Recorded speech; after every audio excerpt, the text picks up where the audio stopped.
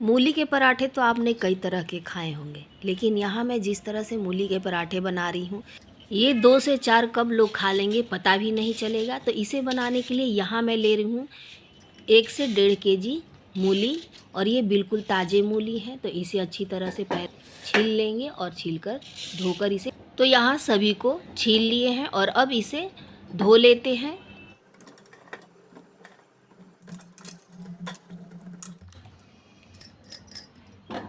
धो लेने के बाद इसे इस ग्रेटर के मदद से इसे अच्छी तरह से ग्रेट कर लेंगे। तो यहाँ मैं मीडियम साइज वाले ग्रेटर से ग्रेट कर रही हूँ, और ग्रेट करते समय थोड़ा सावधानी से इसे करेंगे क्योंकि हाथ में ये लग जाता है।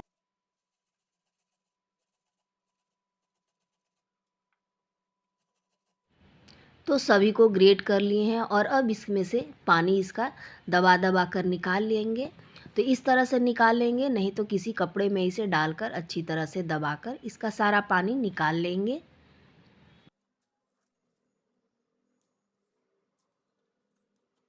तो इसी तरह से सभी में से पानी निकाल लेते हैं।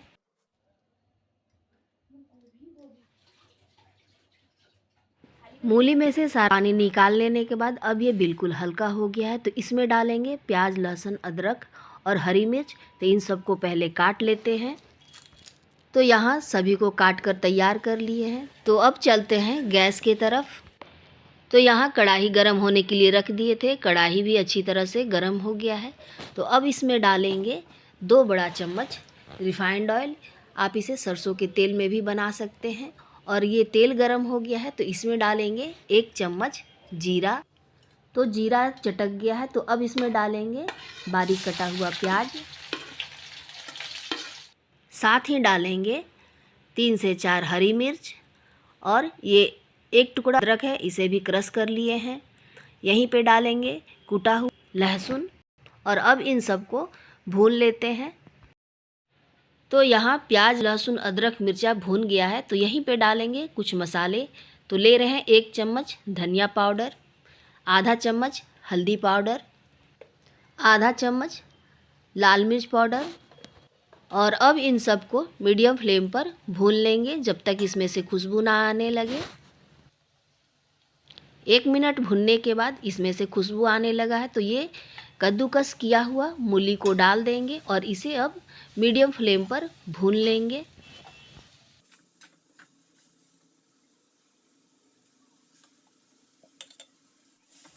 तो इस मूली को भी 5-7 मिनट के लिए मीडियम फ्लेम पर भून लेंगे जब तक ये नरम ना हो जाए।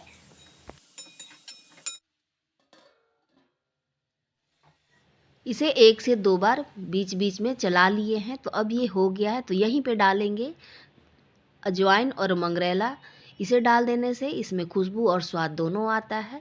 और यहाँ मैंने अब तक नमक नहीं डाला है क्योंकि नमक डाल देने से मूली पानी छोड़ेगा, तो नमक बनाते समय डालेंगे।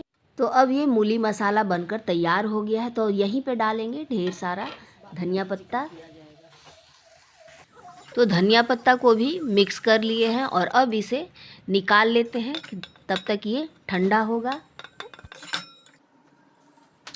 जब तक मूली ठंडा हो रहा है तब तक इधर आटा लगा लेते हैं। तो यहाँ ले रहे हैं आधा चम्मच नमक, और लेंगे 2 बड़ा चम्मच रिफाइंड ऑयल। इसे थोड़ा सा मोयन कर देंगे कि ये पराठा थोड़ा खस्ता और कुरकुरा बनेगा। तो थोड़ा थोड़ा पानी डालकर इसका बिल्कुल मुलायम डो तैयार करेंगे। रोटी के आटा से भी थोड़ा नरम इस आटे को लगाएंगे।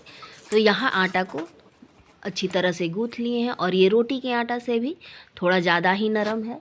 तो अब इस पराठे को बनाने के लिए फिर से इसी कढ़ाई में इस मूली को ले रहे हैं क्योंकि अभी हमने नमक नहीं मिलाया था। तो अब इसमें मिला देंगे स्वाद के अनुसार नमक। आधा चम्मच नमक आटे में भी डाले हैं, तो यहाँ नमक थोड़ा कम ही लेंगे और अब इसे मिक्स कर लेंगे। तो अब पराठा बनाने के लिए सबसे पहले गोले बना लेते हैं। तो जितना बड़ा हमें बनाना है उतना बड़ा हम गोला बना लेंगे। तो यहाँ मैं मीडियम साइज के ही गोले बना रही हूँ और इसे इस तरह से कटोरी जैसा बनाकर तो ये मूली मसाला को भर देंगे।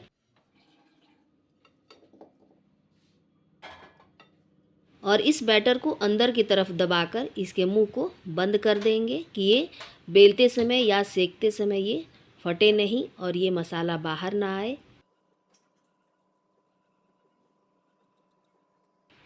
तो अब इसमें थोड़ा सूखा आटा लगाकर इसे इस तरह से हाथ से थोड़ा फैला देंगे कि हमें बेलते समय ये फटे नहीं। और इस पराठे को थोड़ा हल्का हाथ से ही इसे बेलेंगे, तो इसे जितना बड़ा चाहेंगे उतना बड़ा ये पतला पराठा बनकर तैयार हो जाएगा। तो पहले एक पराठा डाले थे, वो बिना तेल का ही ये इस तरह से एकदम बिल्कुल फूला फूला तैयार हो गया है।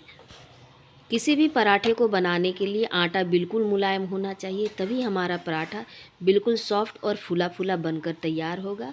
तो ये दूसरा पराठा बना लेते हैं। तो इस पराठे को दोनों तरफ से सेकने के बाद इसमें लगाएंगे 1 चम्मच ऑयल और इसे दोनों तरफ से गोल्डन होने तक सेक लेंगे। दोनों तरफ से इसे हल्का हल्का दबाकर इसे अच्छी तरह से पकाएंगे। और ये थोड़ा सा फूट गया था, फिर भी ये बिल्कुल फूला फूला ये पराठा बनकर तैयार हो गया है। तो अब लगाएंगे थाली। तो यहाँ इसे अब निकाल लेते हैं। तो दूसरा पराठा भी बनाकर तैयार कर लेते हैं। मूली के पराठा जितना खाने में टेस्टी है उतना ही ये अच्छा भी है, लेकिन इस पराठे को लेकर पूरे घर में इतना मजाक बनाया गया कि पराठा खाने के बाद तो सब लोग लोटपोट हो गए थे। मूली के सीज़न में मूली का पराठा ना बने ये कैसे हो सकता है। मूली का पराठा तो हर घर में बनता है, लेकिन इसे लेकर काफ़ी लोग मजाक भी बनाते हैं। तो ये डिनर का थाली बनकर तैयार हो गया है। तो आज की ये थाली और मूली पराठा कैसा लगा आप सब ज़रूर बताइएगा।